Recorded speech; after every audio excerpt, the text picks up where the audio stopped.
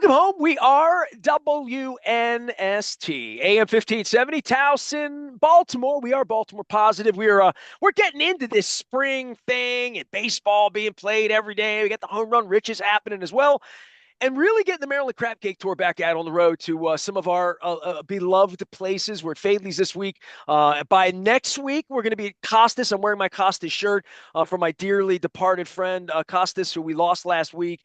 We will be there next Friday honoring him. Please come by. Dude, let's do it up. I will have scratch offs in the Maryland Lottery. I think I'm going to move beyond Magic 8 Ball. I got a handful of these left to get me through Fadley's. I know I'm going to be hitting Roz up for this before it's all over with. And also later on in the month, we're going to be at Coco's. We're going to be at Cooper's North in 2 weeks. We are going to be I said Coco's and Cooper's already. Oh, we're going to be at the Beaumont in Catonsville.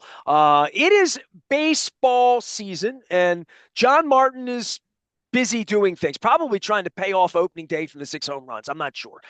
Seth Elkin joins us. Usually it involves Pittsburgh and Baltimore. Dude, I went looking for my Roberto Clemente shirt today, even though I love Mr. Costas and I look good in the Costas in shirt. I had one day I'm going to find the Clemente shirt and I'm going to put on that pirate hat, and you're going to see that I threatened to take Luke Jones. We flew into Buffalo. We drove across the border. You'll never believe who was playing at Niagara Falls on Friday night. I didn't go because I was in Toronto. Sister Sledge, Seth Elkin, was playing at the Niagara Falls. I can't believe you weren't there with Omar Moreno. We are family, right? Yeah.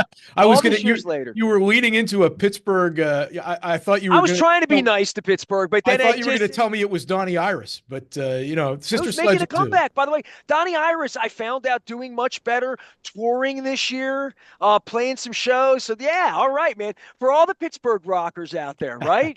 I got to give you some love. How are you? Happy baseball season. You happy home run Richard? Is it true that John had to take the day off to go find the money to pay off all those home runs from opening day, or Well, no? I can't speak to that exactly, but yeah, we have to dig out from under the $3,500 that we gave away in that opening day game that you were there to see in Toronto. 6 home runs by the Orioles that opening day, and gave away Tiffany Jester from Cambridge. Came home with $3,500 from that game. $500 for being selected as our contestant of the game for the very first game of the season, and boom, right out of the chute, 6 home runs by the Orioles. That's another $3,000 for her. So a couple of big games. We get a $2,000 winner, Rudy Augustine from Parkville in the March 29th game. So you got to see a bunch of home runs if you were up there to see that series. And a good start for the Orioles. And hopefully that continues because we're giving away $500 every time the Orioles hit a home run this season. Well, my first tweet of the season, I want to be really clear with this, Seth. I was standing in center field wearing my 69 Luis Aparicio throwback jersey that's sort of pale blue and gray, sort of fit in with what Joe Carter was wearing the night that I saw him. Well, actually, he was wearing a home jersey that night, white. But nonetheless, it sort of fit into the motif and the Canadian flag and everything that went on there. And then Adley Rock, boom. And it like jerked my neck to the left because the ball landed above the bullpen. Man, he hit that ball. And then Tyler, boom. And it's like, wow, John's going to be giving some money away this year. They're going to hit the ball this year. And every time I see a home run now, I'm like, this close off the wall, if you're that person, it's fun. It's fun. Baseball's fun. And it's certainly a lot of fun when you have a chance to win. Yeah, we enjoy. It's just one of the, in terms of fun, I think this is one of the most fun promotions that we do because it's every day somebody new throughout the baseball season. We have 162 contestants of the game. And, every day when you sit down to watch the Orioles all summer long, you're kind of rooting for those home runs because you know that person is going to win $500 every time the ball flies out of the park, and you get a mention during the game broadcast, which is a lot of fun for us to hear as well. So, but definitely something that I know a lot of people enjoy getting in on every year. So, your chance to do that still coming up. You got plenty of more chances to enter. We did the drawing for the first month's worth of games has been done already. So all the winners for April, you can see those games at the tail end of March and the games in April. You can see the winners up on the website now. if you go to the promotions page at mdlottery.com. But you got your chance to get into the next drawing. If you want to be one of the contestants of the game in May, you can enter up through April 21st, and we'll do the drawing April 22nd and fill out the calendar for all those games in May, and could be you. So enter your Home Run Riches walk-off winnings ticket. It's a $5 fast play ticket that you can get at any lottery retailer.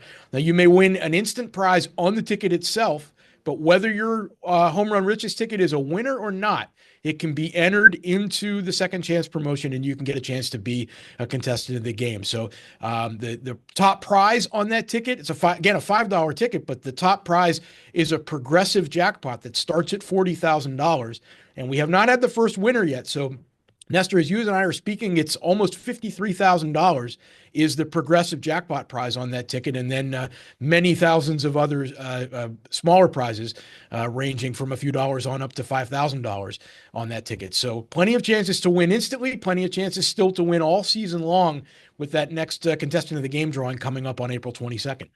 My man, Seth Elkin is here from the Maryland Lottery. He directs all communications and is communicating in my direction right now about all things baseball, home run riches. So I have a couple of Toronto stories. I haven't done a lot of radio this week. Luke and I sort of, got in and out of Toronto, went up through Buffalo. I wound up having dinner with the father of one of the boys who ran the Mark Andrews GoFundMe, $150,000 for diabetes, which my wife appreciates, being diabetic and all that. So we did these cool things, but I wound up, watching all these home runs, and Luke and I were watching poor Nestor Cortez. There haven't been a lot of Nestors. There's Seths everywhere in every walk of life. The couple of Nestors that have had some success, they're the world's most famous flautist was a Nestor. The former leader of Argentina was a Nestor. And there's, pitcher Nestor.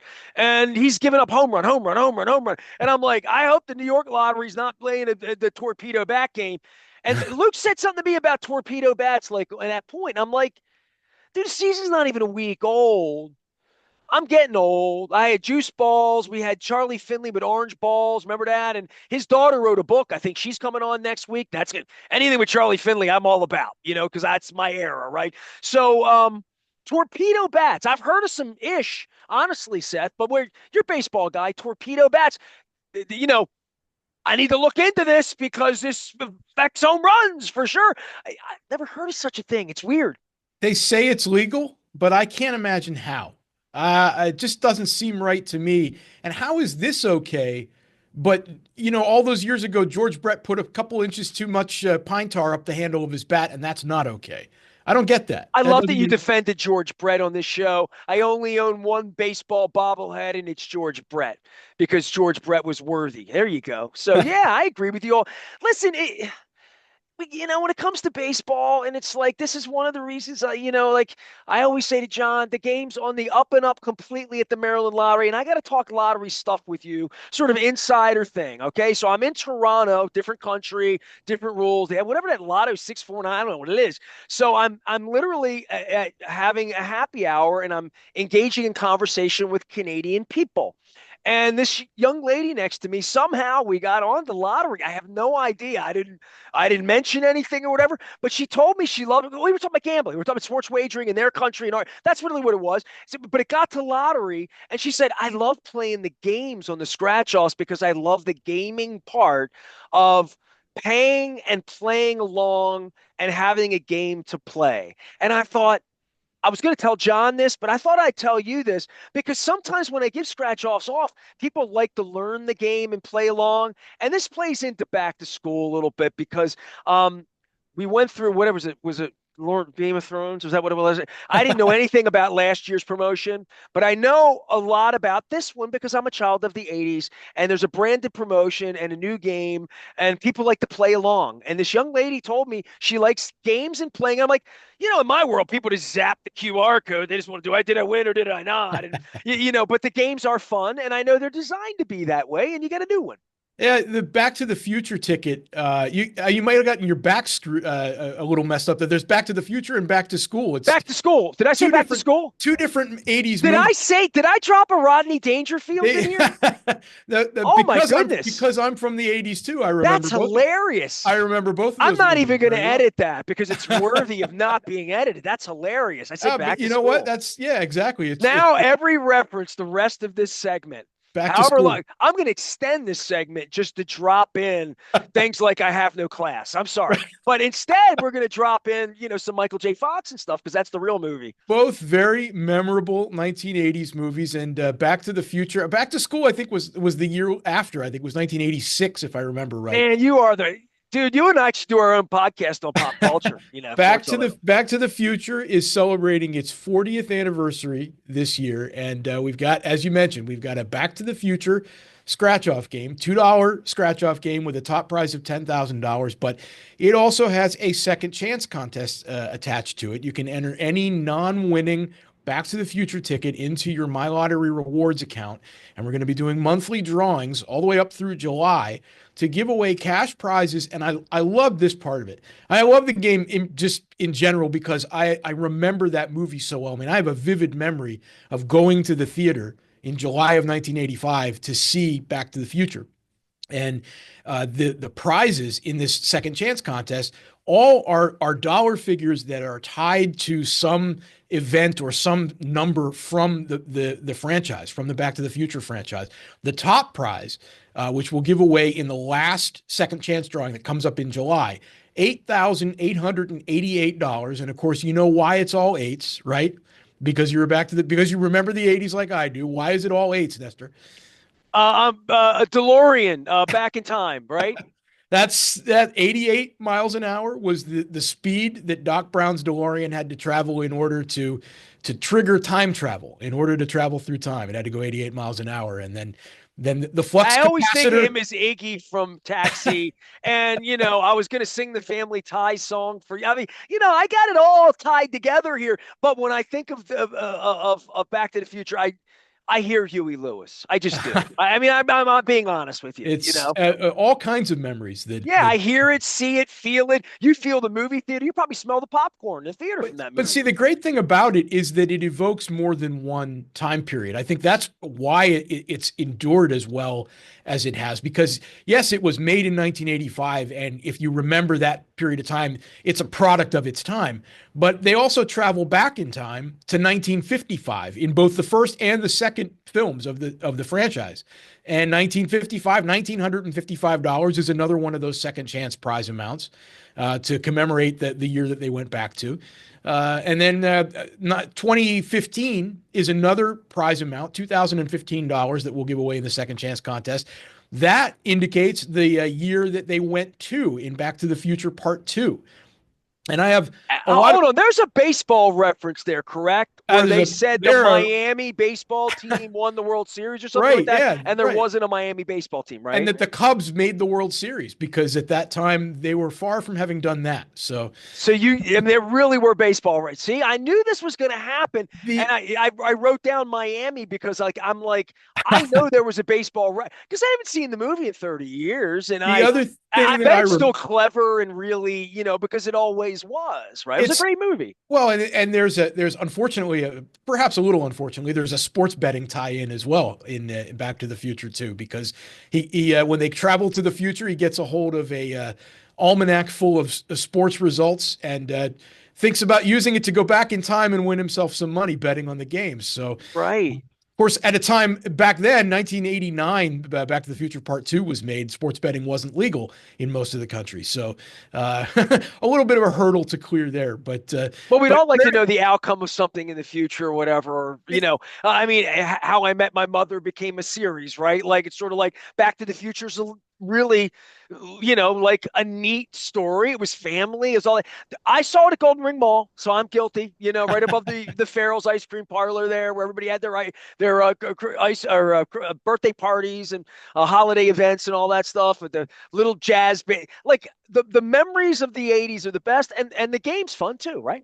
And the other thing that I remember, I wanted to point this out to you because being a former newspaper guy like me, you'll appreciate this, is in Back to the Future Part 2.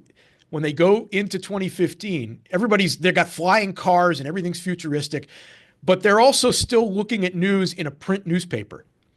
If you remember, there's a scene where they're That's looking at a hilarious. print copy of USA Today in 2015, which is the one thing about the future that they didn't quite get right.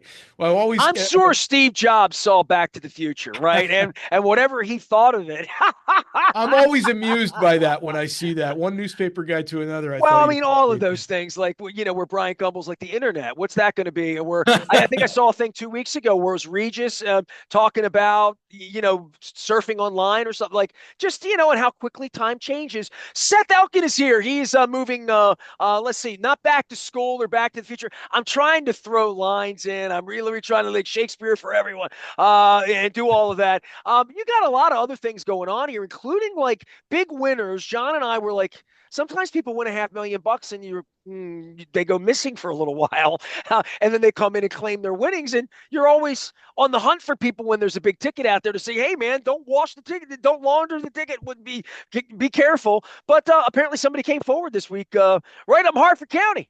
Yeah, in late March, we had a winner of a $500,000 second tier prize in the Powerball double play drawing. A double play is an add-on feature that you can add when you buy a Powerball ticket. It's a $2 ticket, and then if you want, you have the option to add the double play feature to it for an additional dollar. So it would take your price to $3. And what that does is make your ticket good for both the main Powerball drawing and a second separate drawing that takes place every Monday, Wednesday, and Saturday after the Powerball drawing called Double Play. So you have a $3 ticket with the double play on it, and that ticket is good for both drawings.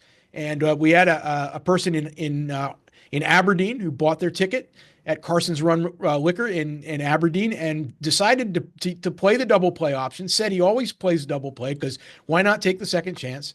And it paid off. He won the second tier prize of $500,000. The top tier, if you were to match all of the numbers in the double play drawing, is a $10 million prize. So it's not the same jackpot as Powerball, but still a very substantial amount. And this was also a very substantial amount, $500,000.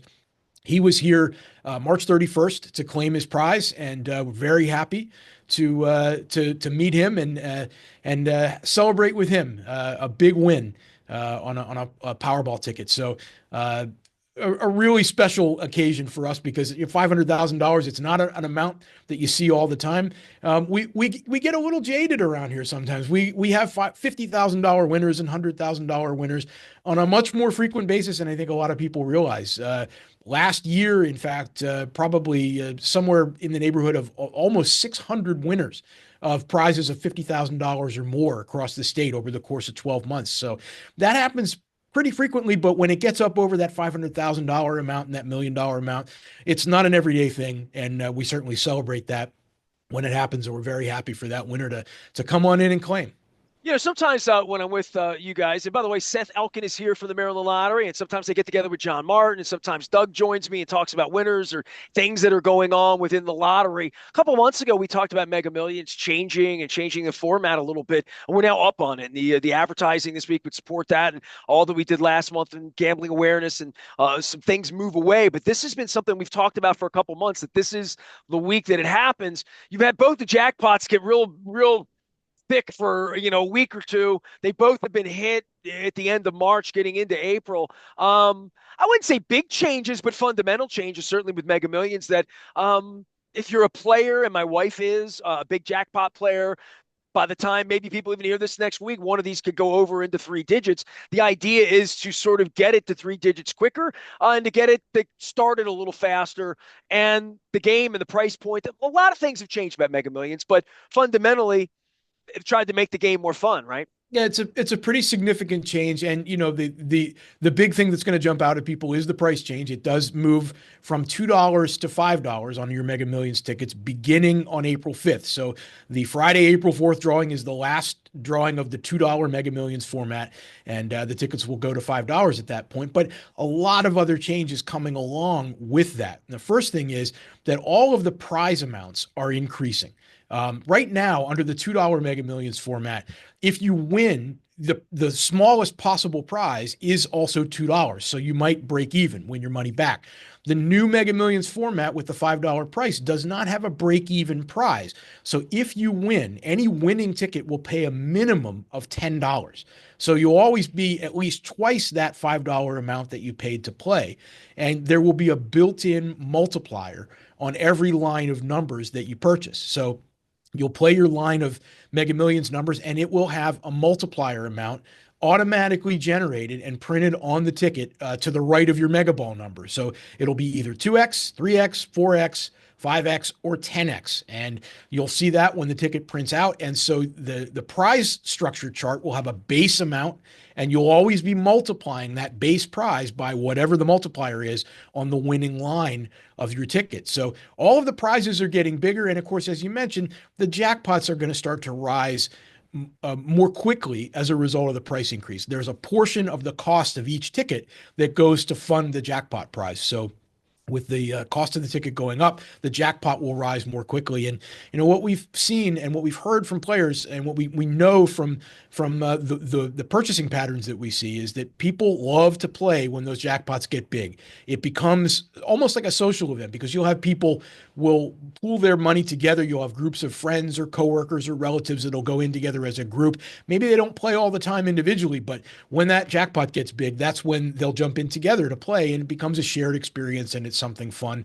And we certainly want everybody to keep it something fun. And remember, even with the price change, make sure that you're playing within your means, play responsibly, and if $5 is a little too rich for your blood, remember that there are a lot of other ways to play lottery games for $2 or less. There are still two other jackpot games. If you like a jackpot style game where that top prize amount increases as time goes along, Powerball remains $2. And then there's Multi-Match, which is our in-state, Maryland-only jackpot game that's not sold all across the country the way Mega Millions and Powerball are. Multi-Match is only sold here. And both of those games are still $2 each, and there's still a host of other games that we have, both draw games, scratch-off games, Well, fast play multi-match games. got like 700 grand right now, right? So, I mean, Yep. it's a And nice, it's I mean, and it's I don't want to say more winnable game, but certainly the odds are the odds, right? I yeah, mean, the odds this are is all certain. math, right? Yeah, the odds are certainly, it's a smaller range of numbers that the game is drawn from. So the odds are certainly better in your favor in multi-match than they are in the national jackpot games. And there are more ways to win and more opportunities to win.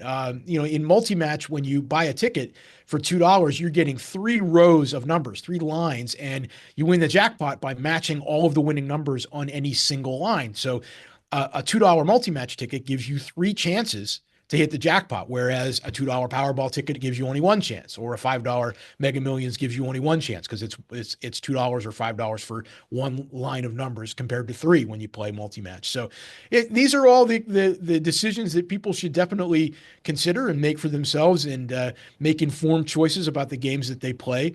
The Mega Millions change. One other change that goes along with it is that the odds of winning get very slightly better. We don't want to oversell that. There's still very, very long odds of hitting the jackpot or of winning a prize, but the jackpot odds actually will get a little bit better than they are in Powerball.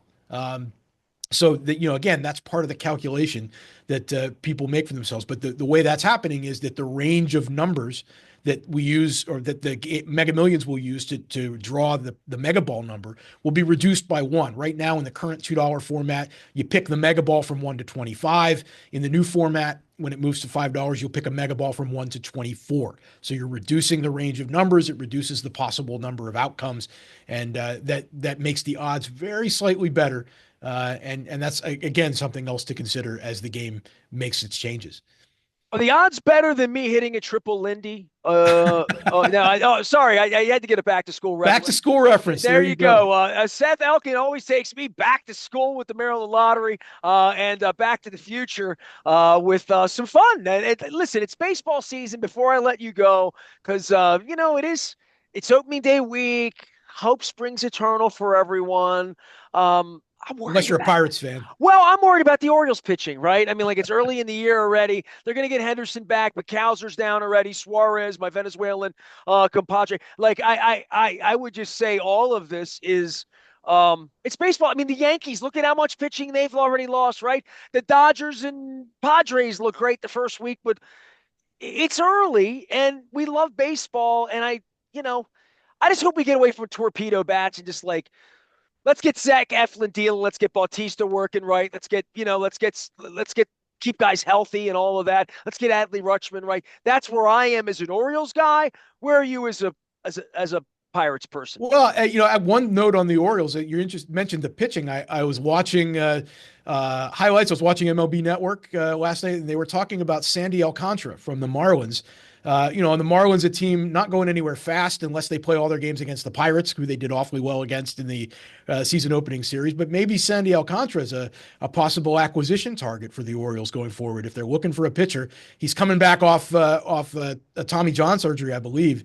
Was missed more than a year that Well, he was aren't out. they all? I mean, aren't they all? Right, But right. yeah, the Orioles are certainly in a better situation than the Pirates are.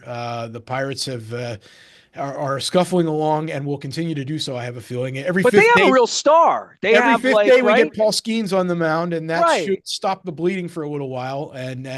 And then you got to go play the New York Yankees for your home opener coming up later this week. So, not looking forward to that. Not looking forward to getting a close up look at the torpedo bats because it's going to be ugly.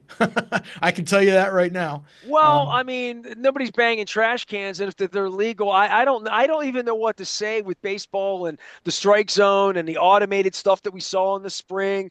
I mean, the game's changing and evolving. I can honestly say this. I mean, the game's played when it's played at a good pace, and it's a great game. I mean, I think we'll all agree on that.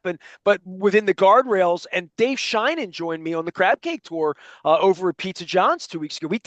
He and I and Luke went an hour and a half on what we like about the game and how the game's changed. And Dave's covered 30 years of baseball.